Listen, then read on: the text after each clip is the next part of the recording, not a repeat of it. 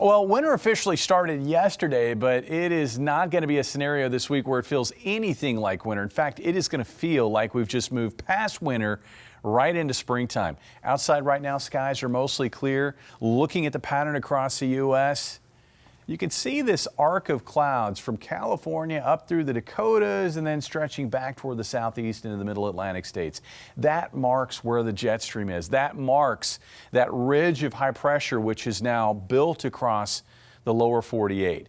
And what that pattern is doing, it's doing two things. It's allowing warm Pacific air to flood our area, and at the same time the Gulf is now open for business and it's sending moisture north, and there's not going to be anything that will stop that process for the next several days. So we're going to see temperatures continue to slowly climb over the next few days, not only during the day but also at night.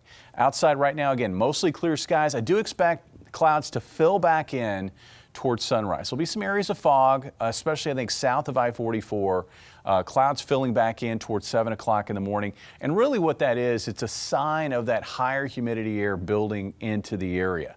Just like we saw today, a dreary morning should give way to sunshine in the afternoon. I don't know if we'll clear out to the degree that we did today, but we should see some sunshine tomorrow afternoon. And that sun is going to be key to getting us to those potentially record high levels. Overnight tonight, temperatures falling, I think, to their lowest levels this evening and then climbing once the clouds start to fill back in. Tomorrow, with a warm start to the day, it's going to be pretty easy to warm through the 50s and 60s, and it looks like we'll have highs in the upper 60s and low 70s across the area. Here in Springfield, this could be the beginning of our 70-degree streak starting as early as tomorrow. Winds out of the southwest at 5 to 15 miles per hour.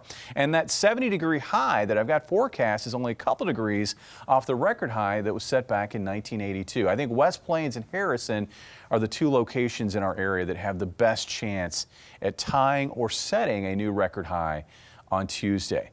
And again, it's not just the days that are going to be really incredibly warm for this time of the year. It's going to be the nights as well. Temperatures tomorrow night only dropping into the mid to upper 50s with highs on Christmas Eve in the low to mid 70s. And then Christmas Eve night, temperatures only drop into the upper 50s and low 60s with highs on Christmas Day again in the 70s. In fact, we're going to keep this streak of 70s going through Friday into Saturday. And while we're going to be close to the record high tomorrow, I think we'll probably tie the record high on Christmas Eve.